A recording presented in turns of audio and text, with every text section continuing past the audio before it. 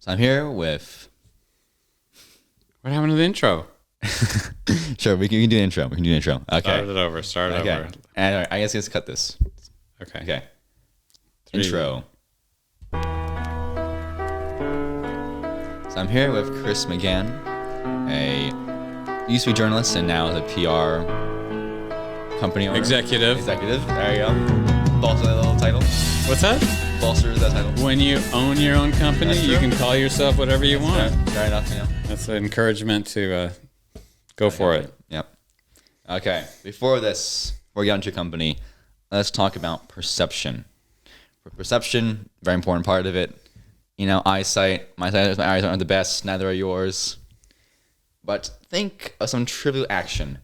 What can one glean from it about someone's big personality or character? So you're asking me to explain perceptions based on what you see in someone? Kind of. So someone's walking down the road, let's say, and what can you learn about them from their walk, or from the way they do the dishes, or from the way they move their hands as they speak, for instance? Well, obviously you are susceptible to making a misperception if you're just looking at them. They could be an actor, or they could be any number of things, but you could possibly perceive simple things like their age. You could might decide that you can make a decision about their socioeconomic level. How rich or poor they are. If someone's walking down the street in tatters, you might make some presumptions about that, and oftentimes those presumptions are incorrect, but I think they're natural. I think many people do them. See, how about someone in a party? Like, what always I've never stand been out to a you? party. Never, not once. I'm pretty sure being a high-level executive at many parties. But what makes someone stand out to you? Let's say in a party or in a crowd. I think you see oftentimes, especially in social gatherings like that, you see these people play roles. There's usually the sort of peacock character, like who likes to be the center of attention, the one telling the story, the one with maybe the brighter colors, or they're, for whatever reason, they like to take center stage. I don't think that's uncommon. There's the wallflowers. There's the sort of facilitators, so to speak. People who like to be around the peacock, but who sort of take a supporting role, but just like the action, like the jokes, like the that kind of maybe more excitement. And then there's any number of different levels between the wallflower and that peacock, where people are just interacting. Some people are shy, some people are quiet, and I don't know if that's always the same thing. Some quiet people are quite social and talk a lot, in smaller groups, and then some people just don't feel comfortable talking in public. So I don't know. Tell me what you're trying to get at, and I'll. No, I just want to see the way you perceive things. It's all these questions. How it actually is interview-focused questions. So it would be about how you perceive and your kind of personality from your answering of the questions. How I perceive. In this instance, people in a crowd. Like, what do you notice first? Well, I am a real, fan of this comic book illustrator, writer, R. Crumb. And he wrote a lot of 1960s comics about just people in San Francisco. And he did a lot of the drawing just sitting on the sidewalk as people walked by. And so in those drawings, he captures this, while they're caricatures, they really seem to be parts of the way people are, their smile, their teeth, their, what they're looking at, what they're doing. These just ordinary things he captures really nicely. And maybe because of my love of that artist, I tend to see those caricatures of R. Crumb in a crowd.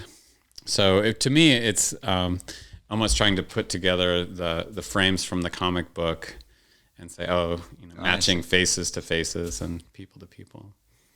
Can you give an example of this, like from your past, a past little party or a crowd?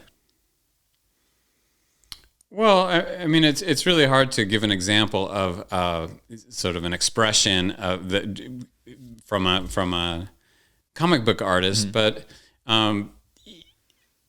one thing that he seems to capture often is a sort of a smile with imperfect teeth and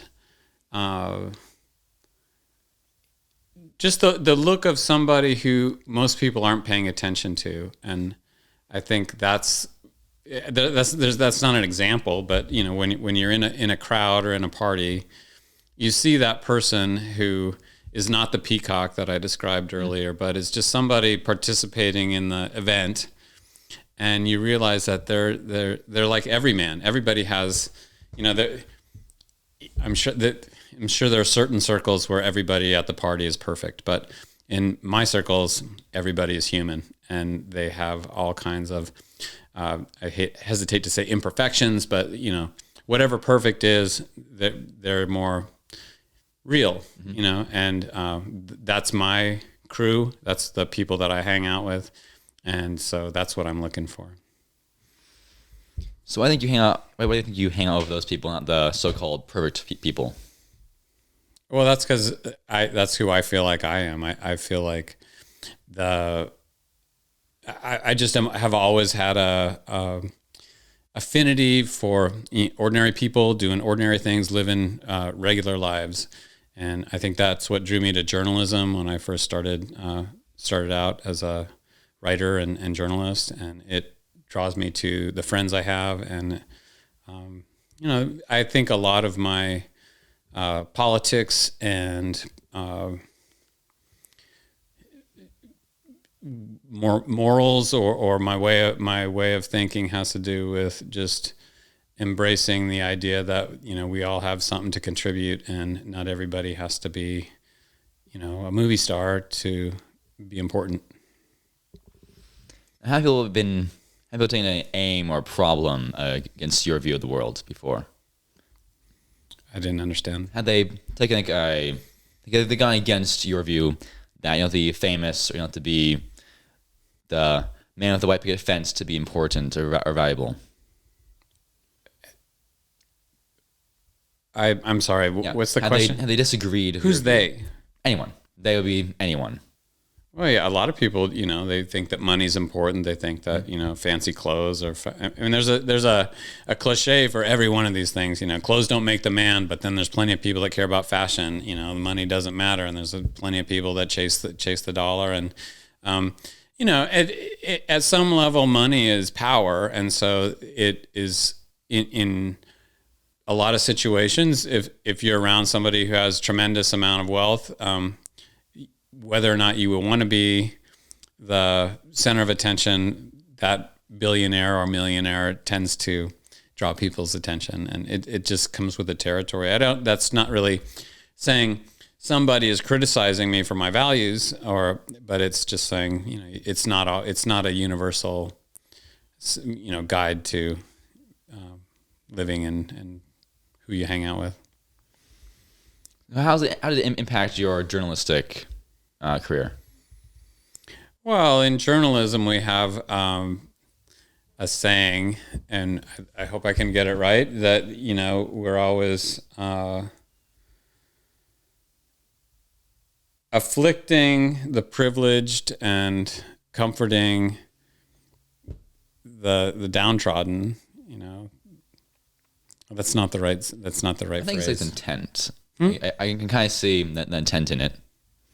Yeah, I mean, those who have power and privilege deserve to have their feet held to the fire. Those who don't deserve, a fair shake in life. Mm-hmm. They deserve to have their case heard. They deserve to have, the same. Even though it's never possible to have the same opportunity, that you would like to think that, and if there are things you can do to give a voice to somebody who doesn't have a voice, or then that the people with money have a voice already, they can pay for billboards. It's those that don't that really deserve that chance. And so I think that definitely guides a lot of journalism. Do you think that modern day journalists have kind of lost that torch or twisted it? Oh, I'm not gonna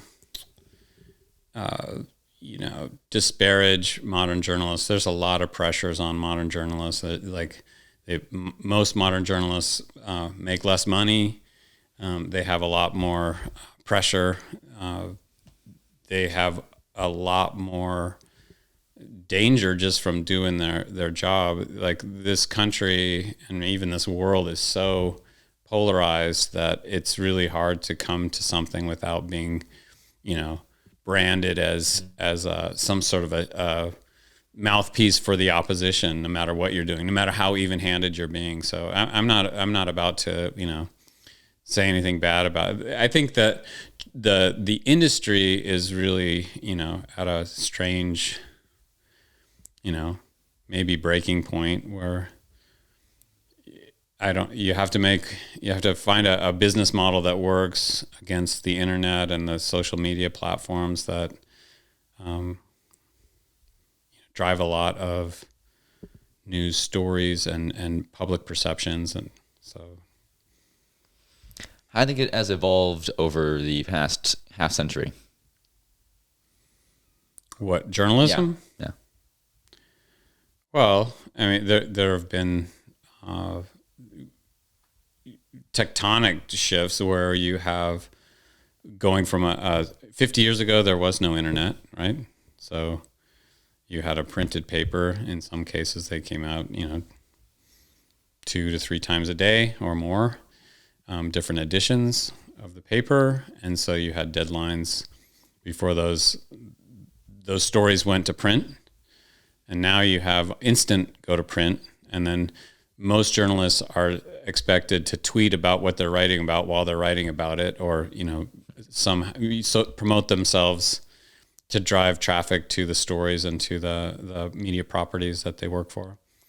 So there's just a lot more immediacy. A lot of the filters are down, where before you have a very strict process about, you do your reporting, you do your writing, it goes through a copy desk, then they check your writing, and you go through another level of editorial review to find out, if they think that it's fair. You might have fact checkers, and then, onward, and you get printed. And then if you make a mistake, it's a whole another cycle to correct that. People are updating stories. They might write a 3-paragraph story when something happens, and then just keep adding so it's much more instant. It's much more ephemeral, I would say. It's changed a lot, in short. Has the culture around journalism changed? Well, I think so. I mean, journalists have always been hated by people in power. Loved and hated. People recognize that they were needed to be heard and to let people know that you're there, but at the same time, they were, lies were held to account, and or mistruths, or whatever you want to call them, and I don't know if it's the same anymore, but I think there's still I don't know where it stands in terms of lawyers versus journalists for being the lowliest of all, the most hated of all professions, but you definitely feel like most people feel like if they could brush you aside and not have it end up in the paper, they would. So you know this before you got into journalism, correct? The kind of hatred towards your kind. Well, I don't know. I didn't go into journalism to be loved. I went into journalism because I like people and I liked writing, and I thought that would be a great place to hone my skills and to gather some experience and, for lack of a better word, see the world. See different places, be in different circumstances. And did you accomplish honing your skills and seeing the world? Well, I never became an international, war correspondent like I thought I might be, but I had a family, and so that was, sort of dictated by other pressures. But I did learn a lot, and I did see the world. Yeah, I didn't see it in the way that I might have thought I was going to. I saw a lot more, county council meetings and a lot more mundane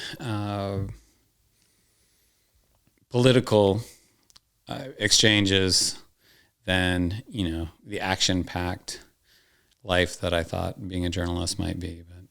But there were also some action-packed days too. And what were those days like? The action-packed ones.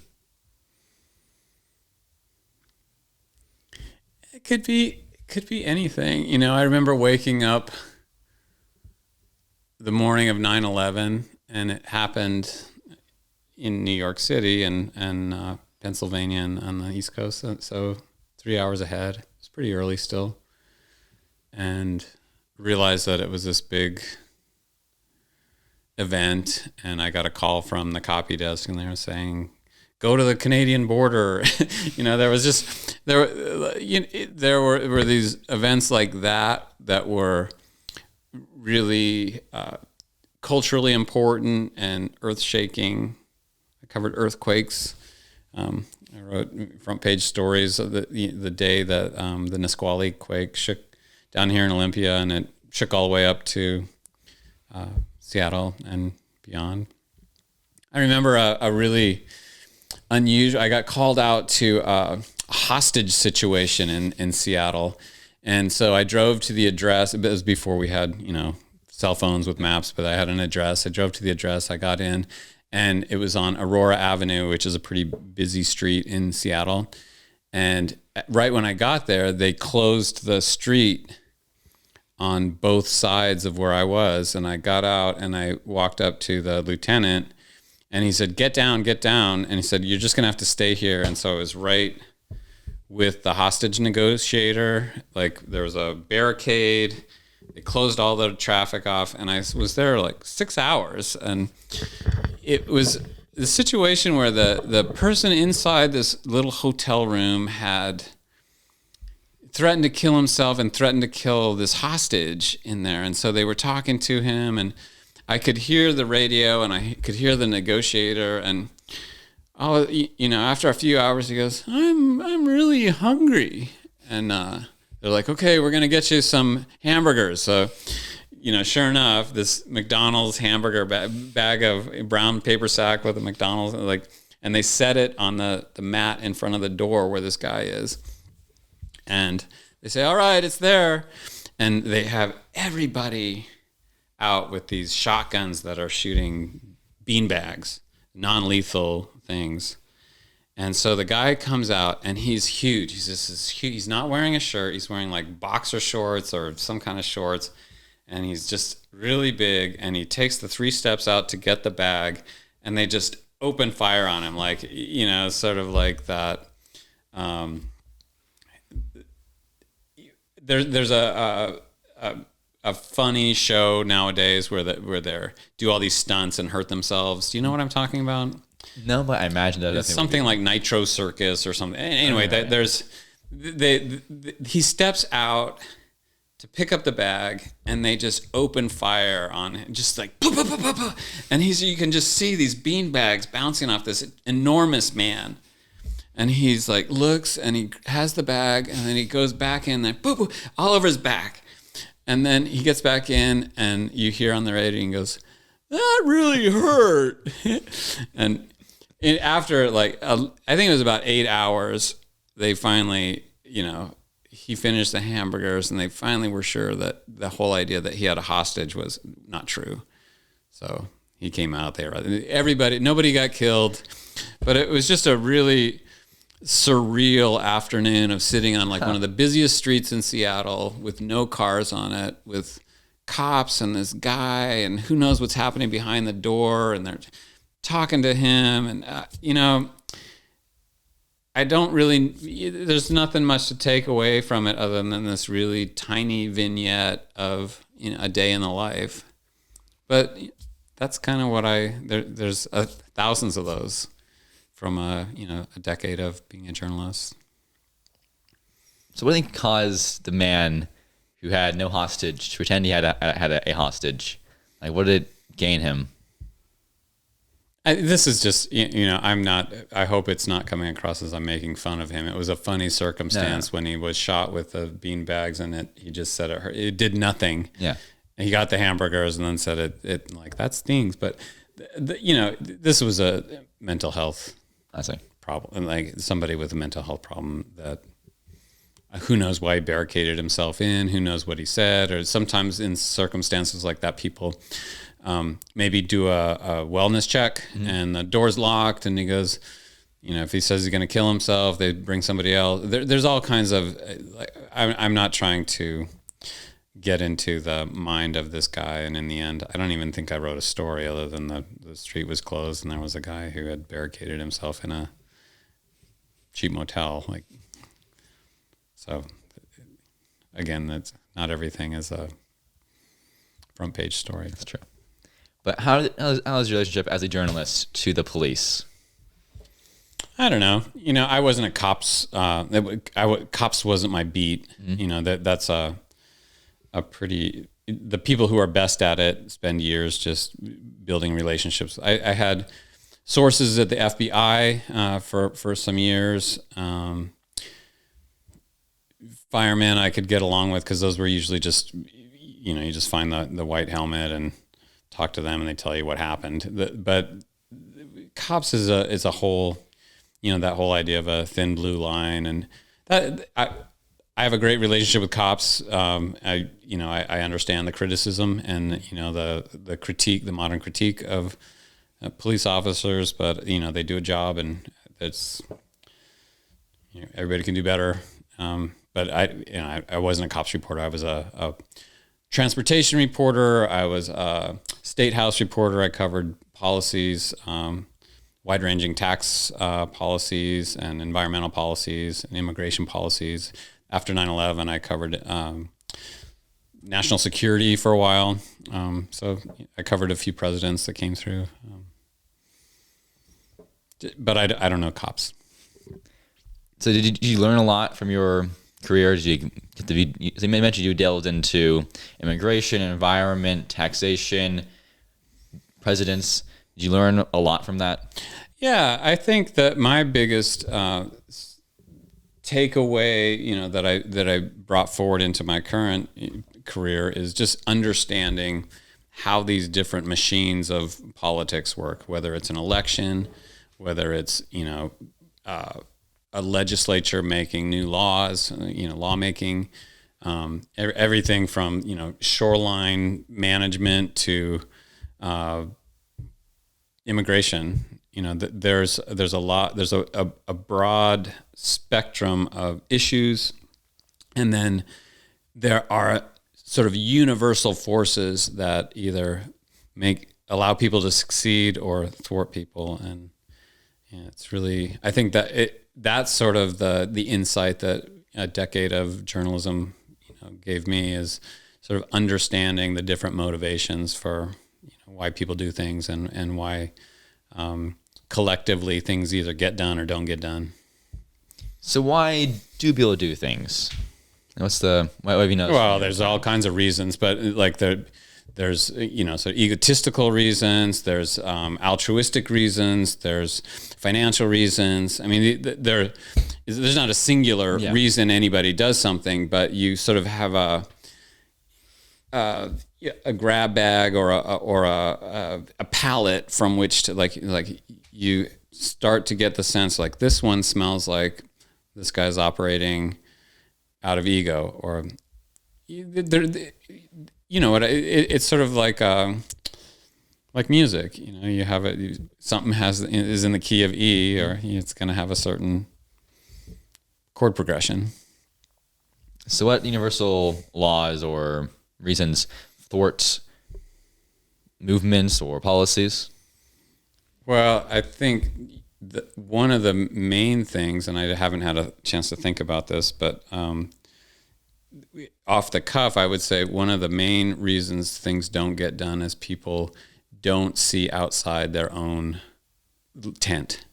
They think because they think it and because they understand the problem from their position, they don't take the time to see beyond their circle of friends or their, political cadre or whatever it is.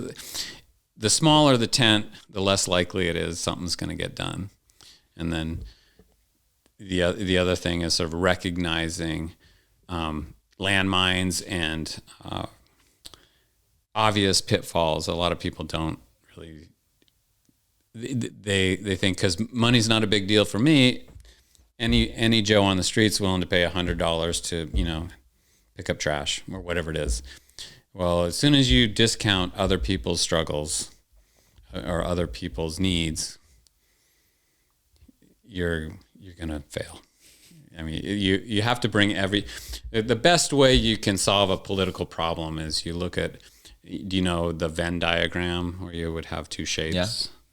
And then you have this shared area. Maybe a tiny little corner where they overlap, especially in politics. It usually starts that way, a tiny corner. We have to start there. You have to figure out how to grow that overlapping segment and grow the group of the common interests. Mm-hmm. If you just take any esoteric thing that you want to do over here in the blue circle and you don't take into account that there's any overlap into the red square, you're not going to get it done in general. Yeah. Would you say that people have less versed in being able to meet in between and create that wider shared space in the Venn diagram over time, or has it kind of been just natural causes that have caused more polarization of society? Well, I mean, there's still, society is more polarized. There's still people that are getting things done. And it's not always in politics, but, there are ways to find common ground. I think just a curiosity about the stuff outside your own, circle is what really makes an effective politician or activist or whatever. You have to have that curiosity of what's beyond your own boundaries of perception.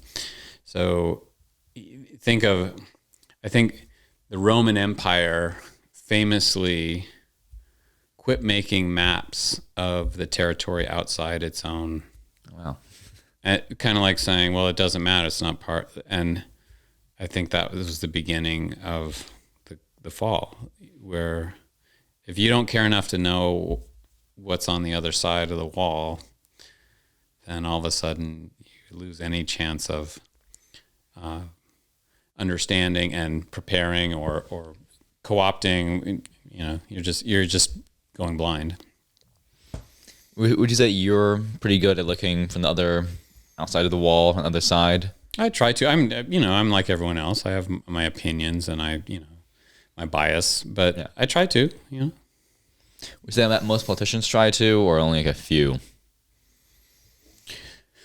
A lot of times it depends on which district. There are fewer and fewer swing districts, but those politicians definitely have to walk the line more than somebody who's in a solidly red or blue district or state. Or I don't think the Wyoming senators have much to fear about from the left. Yeah, at least they haven't for a long time ever. But demographics in this country are changing, so that's interesting. Do you know much about demographic change over history or time? I don't really. Generally, I'm no expert on it. No, I don't have any insights into it. I know things change. Well, how much of when you cover bills and laws and legislators themselves, who'd you meet? Like who stood out to you as like a, I don't know, particularly interesting person or not, or whatever they may be? Oh, I met a lot. I mean, I interviewed a lot of leaders, and I tended to lean towards those who had the most power because that's the best story. Yeah, because they have the most influence. But there was some really interesting, and an interesting guy from around. I think he's retiring now, or he might have retired this year. Tim Sheldon was. he's a Democrat from his home city is Potlatch, which is right up there on the Hood Canal. I think it's in Mason County, and he's from a timber family, and he was really so conservative that he was elected as a Democrat, but he voted almost exclusively for Republican bills, and so much so that the Democrats wouldn't let him in the caucus. He was basically just became this. He was a Democrat that couldn't caucus with the Republicans. He couldn't caucus with the Democrats, so he just wandered around while they caucusing in politics is when the parties get together in a room. They decide which bills they're going to vote for, and they do vote counts to see who's going to vote for what, to see if it's going to pass. Because if they don't have the votes to pass it, they don't want to take the time to bring a bill up, have it fail, then they might need more time to find support. So when they go into the caucus room, he never would go in there. And, it was really easy he was he had a graying mustache and just looked like a guy from the country. Mm-hmm. I think he went to the Wharton School of Business. So quite well educated, and he just voted his district. And that's who you remember that these politicians aren't like singular decision makers. They're supposed to be, it's a representative government. They're supposed to be representing the people who pushed pushed the button that says that I want you to be my representative. And so it's kind of a fine line. I mean, he didn't always take stands. In fact, most of the time I'm a Democrat. Mm-hmm. Like I didn't agree with his policy decisions, but he was a very interesting character in terms of, and it, much like we're seeing now with Joe Manchin nationally, mm-hmm. where he's a deciding vote on close votes. Back then, it was a closer split between the Republicans and the Dems in the House, and so he could ask for additional funding for his district in budget bills, because without his vote, they couldn't pass it. So the same as Joe Manchin's able to say, you've got to do a smaller infrastructure package or take things out that I don't like or that my district doesn't like. It's a really interesting position for a lawmaker to find themselves in, where they have the power to say no and cause a train wreck. Not everybody can do that. And how did he handle it? I think, I think he was just pretty straightforward. He's like, I'm voting my district. I'm voting for what the people in my district sent me here to. They want me to represent them. And it's a union district, a lot of timber company, or there's a big timber company there, and working class people. But not necessarily big on taxes, not necessarily big on some of the other Democratic initiatives. So what made he stands out because it takes a certain amount of self-confidence and thick skin to go in there. Those guys in the Democratic caucus hated his guts because they knew he had the power to stop whatever they did. And he was okay being like this guy everybody else was like chummy, and he was just like, he had to be just like this independent guy. And like I said, I didn't agree with the way he voted, but I had to respect that he was strong enough as a person to just, be a loner, be exiled from everything. He wasn't a Republican, he wasn't a Democrat, and he still, did his job for his district. So I respected him. Did others in the Senate do the same? Respect him? Yeah. Probably. I mean, probably. But like I say, they hated his gut. I don't know what you say, is that respect when you hate someone's guts? Kind of. I mean, if you don't really respect them, you really hate them. So you can respect your enemy. I get contempt. Yeah. I think it's a noble. I think they got it, and they probably, most of them were incapable of doing the same because there's so much ego in politics that wouldn't be easy. Yeah, I think the ego in politics affects things. Oh, I mean, you just think of what kind of personality it would take to go through everything a politician has to go through. You have to have some sort of like pretty strong ego to, maybe a bigger ego than most of my friends. I'll say that. They give a more, even myself more confidence, or more. This is the line, and I kind of move. I kind of. You're motivated by, just to be clear, I'm talking about being motivated by self-aggrandizement. Like you're talking about people that like to be people to pay attention to them. Mm-hmm. They like to be the center of attention. They like to be the one who people think are calling the shots. Mm-hmm. You know, that's not a personality I tend to want to spend. Yeah, I don't want to spend a lot of time with people like that, right? Well, are there any who like just do it just because they feel like they kind of have to, and we'll just put the little fingers down and say, no, I'm not going to budge here. This is what I stand upon. Yeah, I mean, this president of Ukraine, it would be a really good example of a guy who went into politics as an actor and a comedian, and then when the rubber met the road, the cliche is, profile and courage, meaning you say that about somebody who doesn't have courage. Yeah. But I think without any sarcasm, like that is a profile in courage, what he did for his country and what he continues to do. Like he could have taken the plane flight out. Would you have taken the plane flight out? I don't know. I can't imagine the kind of fear, and like I've never been. I mean, presumably he's a target, and I imagine so. Russia. And he has a family, and I've never had a gun to my head. Have you came close? What?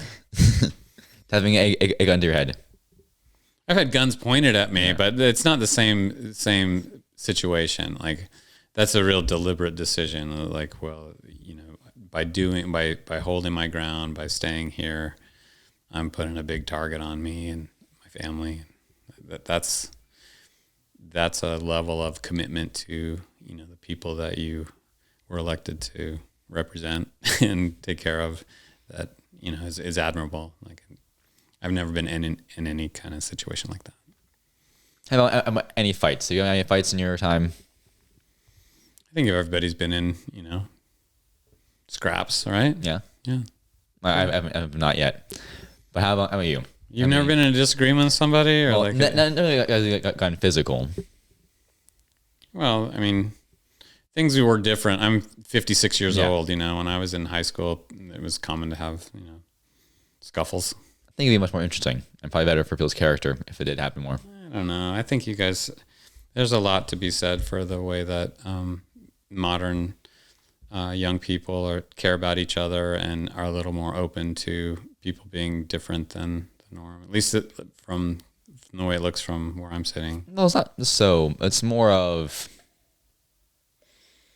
different, but not so different from an ideas perspective.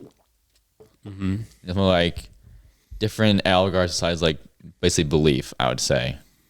It's like well, I mean, just think of how generally that the open to the idea of LGBTQ kids are now, like that's a miles ahead of where my generation was, and it's for the good. I think I can see nothing but good about people just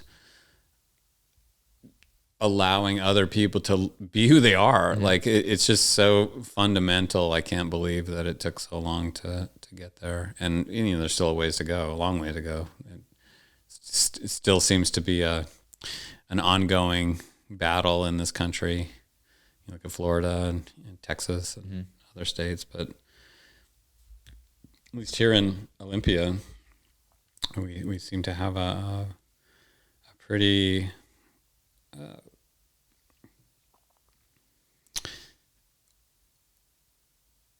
open mind about, or at least willingness to let people live their truth.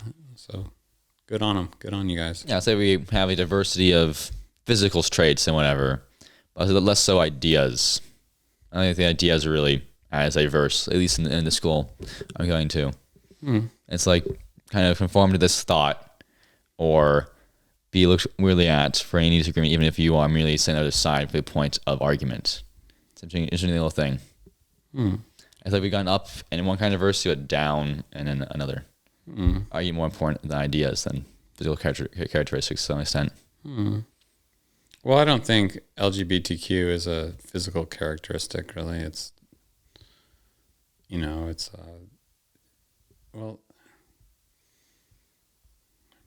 it's not physical. Isn't that Is it just identity? I guess so. That's true. I was more like physical, meaning like more like immutable characteristics, like that they don't only change across time. More like ideas where kind of fluctuate. Yeah. Yeah. Well, it seems like there's a lot of issues that people are feel strongly about, and they take sides on. So, obviously, it seems like young people are more concerned about and open to doing something about climate change, and those who want to keep going on the trajectory that we're on seem to take that as an affront. It feels like both sides are digging their heels in. For an example. Yeah. Interesting little thing you mentioned there. So I think youth have changed across your lifespan. In what about? Just in general. What have you noticed changes, let's say, from your own children's life, their childhood, from your childhood? Well, I think if there's anything that I wish I would have known, or at least lived earlier, is I just want to be kind to other people. Like if you can just, show a little kindness. And I think when you're younger, it's easy to be really worried about what other people think of you, or what, how you're going to distinguish yourself among your peers or something like that. And I think it's easy to forget that the best way to distinguish yourself is to, be genuinely kind and caring to the people in your life. And I think that's just a pretty common awareness that comes with age. There's something about just being young where you're a little more self-obsessed. Not everybody. I know there are a lot of really great, generous young people out there, but that's where I feel like my values or aspirations have changed. How were you raised in the 50s, obviously 70s? Well, what do you mean? How was I raised? I was raised by a mom and a dad. Grew up in Wyoming. Pretty ordinary. I don't know what do you mean by raised? Like, what was the culture of your family? Like, how are things done? What was the expectations? Well, I think, boy, it has to be something that is just pretty mechanical. That my family, there were chores that were everybody's responsibility. There were hours where you had an expectation of being there at home. And then the rest of the stuff was kind of wide open to your own, uses and exploits. So if you had to be home by 6, you had to be home. You would be in trouble if you weren't there. Yeah. But what you did between 3 and 6 after school was wide open and, for the most part, unreportable. Like you didn't have to, unaccountable for that time where, other than as long as you got the chores done on the weekend and school, and we had a responsibility to do well in school, and trouble if you didn't. So. And how did you exploit those 3 hours after school? Oh, we did all kinds of stuff. I mean, I was into sports, so I did a lot of sports after school, and then I would go to friends after sports. We just did a lot of general hoodlum stuff, running around town, go to the bowling alley, play video games. Like, we didn't have home video games, so we would go to the bowling alley and play machine games like Pac-Man or Asteroids or some really simple machine pinball. That's a very good one. I think people nowadays, their children run around town so much. Do they do that anymore? Or? I don't know. I feel like there's a lot more fear about, sort of stranger danger, and like people don't let their kids run wild like they used to. Like I hear a lot about the reason kids need to have a cell phone is for safety. So if you ever need to call them, it's like my whole life, until what? When did people start having phones? 2008? Yeah, I think so. Around then. Yeah, so I was well into my 40s, and somehow, like, I never got abducted or murdered or you just have to make a range. Like we would say like, okay, well, we'll meet you at the movie theater at 6. And then around 6, if somebody didn't show up, you're like, well, I guess they didn't show. But most of the time people did. Like, I never really understood the safety aspect of phones. Never have I. It's like recently I was going on a walk, and Mom told me, bring your phone. It's very odd considering I was walking to the Capitol. Mm-hmm. It's like, no. Very nice neighborhood, Capitol. Quite funny. Well, I mean, there's a convenience to parents about having this sort of electronic tether to get you back if they needed you. But, on a Saturday, for example, we'd take off at 8 a.m. and we'd be back that night. I think there was just a level of trust that, well, we hope they don't get hurt, but my parents didn't know where I was. Do you keep the same expectation from your parents on your children? Was it you can leave when you want, get back at 6 for dinner or whatever? No, and my kids aren't like I was. Mm-hmm. I mean, it's just there's also, it's not just the parenting that's different. I mean, the kids act differently. Yeah. I don't think they feel quite as comfortable just roaming around. I think it's more of, there's less people to roam around about with. It's like you can't really roam around yourself for many hours by yourself. It's more a walk.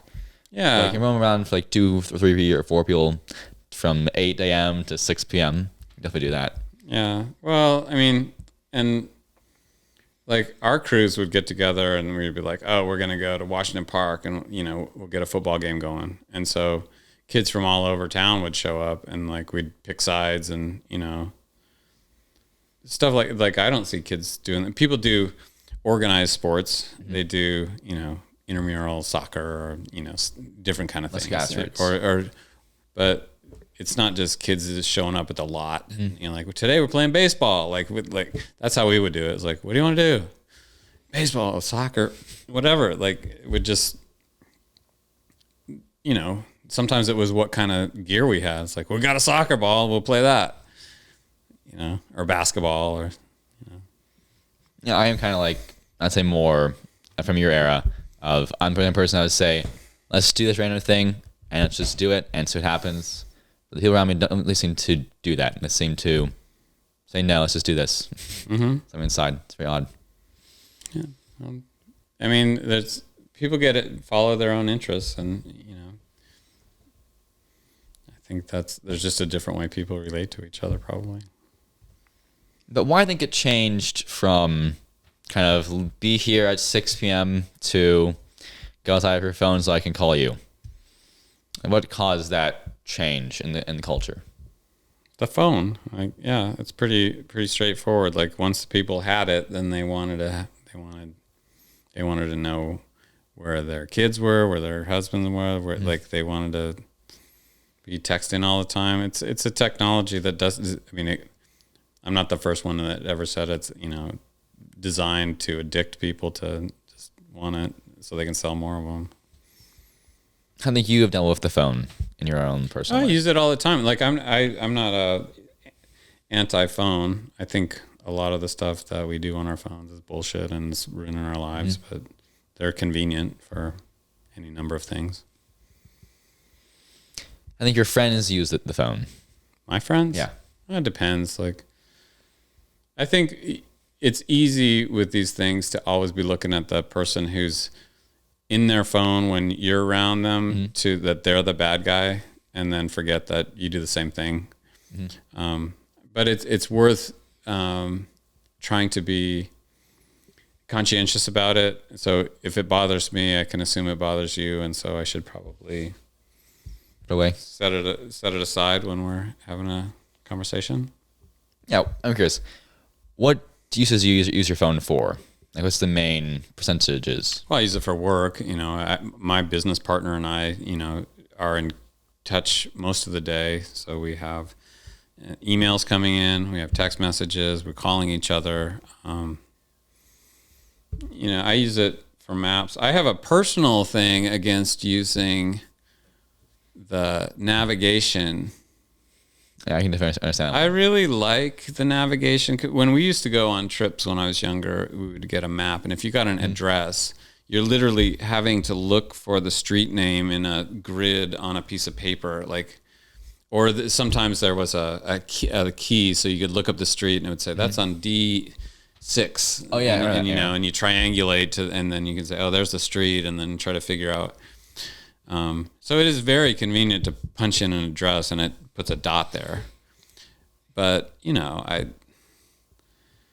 when I'm driving, I kind of like to look at where the address is and then turn it off and then get I still like to be I don't just like to follow, say, turn right, turn left at the light, turn in 50 feet, turn a little, I kind of like the challenge of getting there.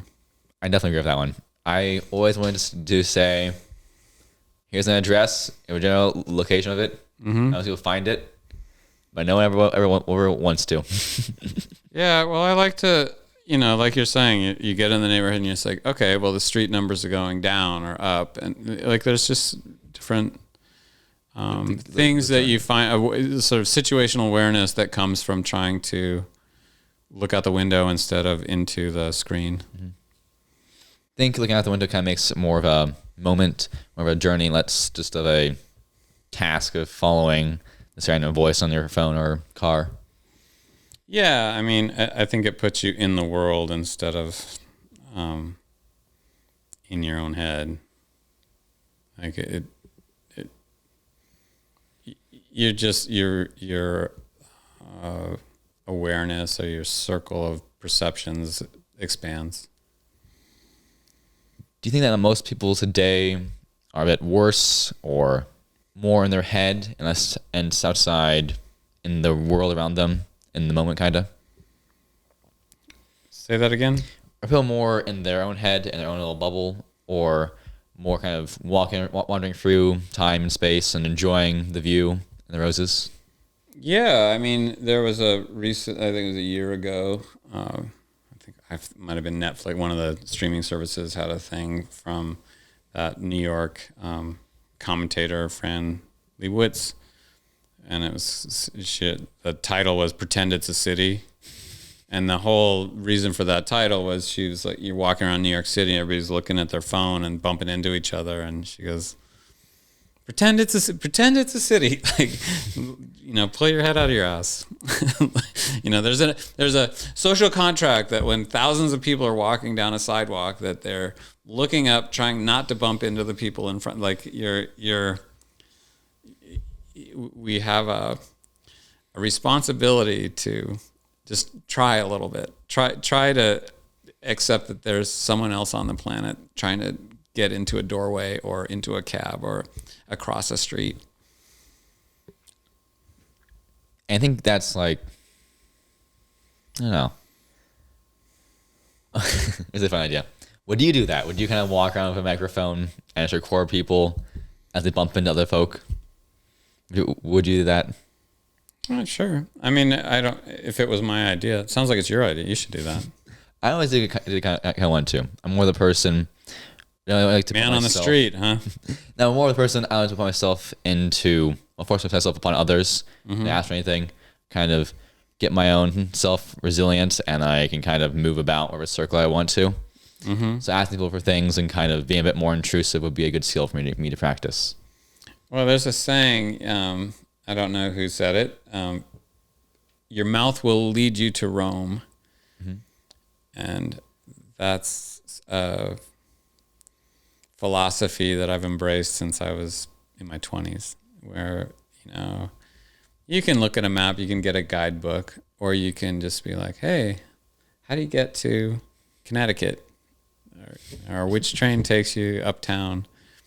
And you may not get uptown as quickly as somebody who had the guidebook or the map, but you meet people and you find out a lot more things, about what's uptown and what's on the way and what to watch out for. And I just have found that to be a really great philosophy for experiencing the world. I've traveled to,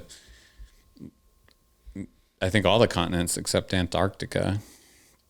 Would you go there?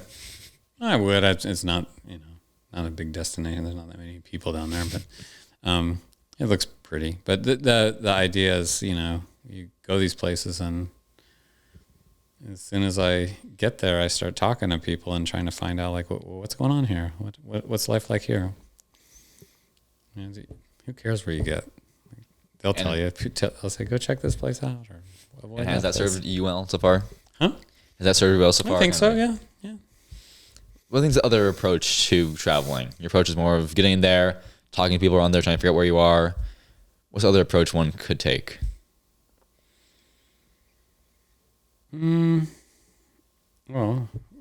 I mean, there's a lot of different personalities. There's planners, people, that with written itineraries for every minute of the day.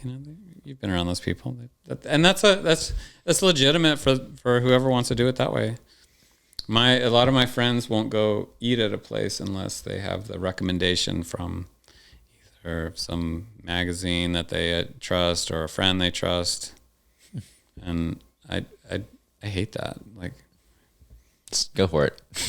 Yeah, I mean, it's just food. It's like, it's not the.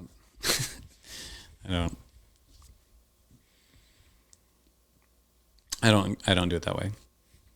How do you do it? You're more of the charge into it and see what happens? Not necessarily. I don't have to charge to be just open to, like, what's around the next corner, or this looks good, or,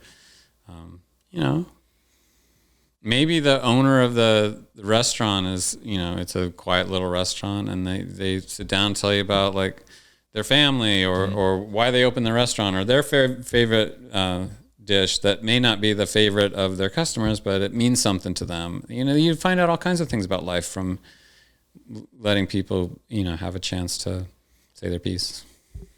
Do you think you do that? Do you like people to speak? I hope so. I was just saying that's my philosophy for traveling. So I'm trying to let my mouth lead me to Rome. Never been to Rome, but yeah, maybe that's why. But where would Rome be for you? Like, what would it be symbolically? Well, I go all kinds of places, and for different reasons. And I think the minute that you get outside your comfort zone, you've got to open up to, what the world has to offer. I mean, and again, I'm not a rich person. I have limitations that, a billionaire wouldn't. But, I'm sure more powerful and rich people can have other people plan their trips and make sure they get to their destination. But I don't need to get any place that badly. I just like to see where the wind blows. So on your travels, what do you think you have gathered? Who have you met? I asked before, but who have you met on your travels? Any restaurant owners who sat down and told you their story? Any donkeys? I was in Morocco, and I went outside the central part of the cities in Morocco are called the Kasbah, and there's old sections, and they were literally built as mazes to baffle invaders. So they're narrow streets that are and then as you get out to the edge of the city, there's a wall, and then you go from this really condensed mass of humanity to just desert, like just empty desert. And I went outside the wall, and I was walking around, and I followed a trail. I went through some kind of ruins, not ancient ruins, just like maybe 100 years old, not thousands of years old. And I followed the trail of some sheep, and this kid just comes running over the horizon, and he must have been 7 or 8, little kid, right? And he goes, wait here. And then he runs somewhere. And I sat down. It was sunny. It was hot. And he comes back, and the mirage across the plant, it was kind of wavy, and this kid's running. And he has a silver tray with a teapot and a cup. And he was like, here. And he pours me this cup of tea. And I was like, wow. You can't see a house anywhere. Just wide open.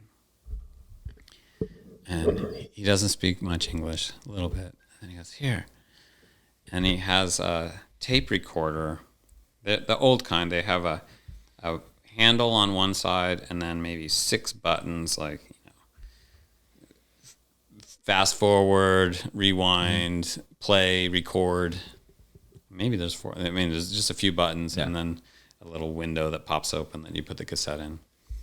And he put that in, and right now I can't remember the song, but he pushed play, and he was like, do you like this song? And I was like, of course I like this song. But, the whole thing had this dreamlike quality, and it was so different than life was literally, a half a mile behind me. I'm in the middle of this desert drinking mint tea from an Arab kid with playing American music and a tape recorder. It's just just a moment that you don't get if you're following the guidebook. I don't think. Maybe you do. I don't think you either. Yeah. Okay, one last question. Mm-hmm. Get back to perception. What I think is how do you imagine someone else's mind is like? Yeah, that's a thing that really has changed in my life, and I think I'm starting to understand that everybody has, some level of anxiety or neuroses or blind spots, but everybody's got something going on. Mm-hmm. And I can't believe how unaware I was of that when I was younger. I had a lot of friends who would be tell me they were anxious. And I just laughed my head. I thought that was a joke. Literally, because it was so unlike me, because I wasn't anxious. I mean, I had some anxiety, when you walk into a crowd of, what do people think of you? Or are people looking at me? Are they laughing at me? All this kind of stuff. But, just in general, if I was with a friend, I would not feel anxious. Mm. And some of my friends were really anxious. And it's it took till I was literally in my 50s to realize, if someone tells you they're anxious, they're anxious. It's not a joke. I don't know why I thought I thought it was a shtick or something, but yeah, everybody's got something going on, and the more you're aware of that and try to be respectful of the possibility that there's more going on than you know about in every encounter, it's important, and you could learn a lot from that. Well, how would you describe your mind? It just depends on what time of day it is. Let's say in the morning. Well, You had your coffee and your little biscuit. yeah, well, but at that time, it's pretty focused and driven and work-oriented. There's definitely, I think everybody has higher productivity times. Rhythm. I mean, we all have different rhythms of our day. Like my anxiety is usually at 5 a.m. That's when I start worrying about everything. How am I going to get everything done? And then, by 9 or 10, that's where I feel like I'm awake, I'm productive, I'm writing, I'm taking on tasks, I'm making progress on all the tasks. And usually after lunch, I have a drop off for a couple hours, and then I'm still doing things, it's just not as effectively. And then, you go back into this, like, I think there's probably 3 peaks. There's like between 10 and noon, and between 2 and 4, and then probably in the evening, 8 to 11 or something is, if necessary, it can be a productive time. And it can also be a creative time. I think productivity and creativity are the same. If you're feeling creative, you can get a lot done. How about your mind when you were 25? How it felt? I don't know. It was just so different, like how hard you had to work to make enough money to survive, where I wanted to go, what I thought I was trying to accomplish. It was just a lot more,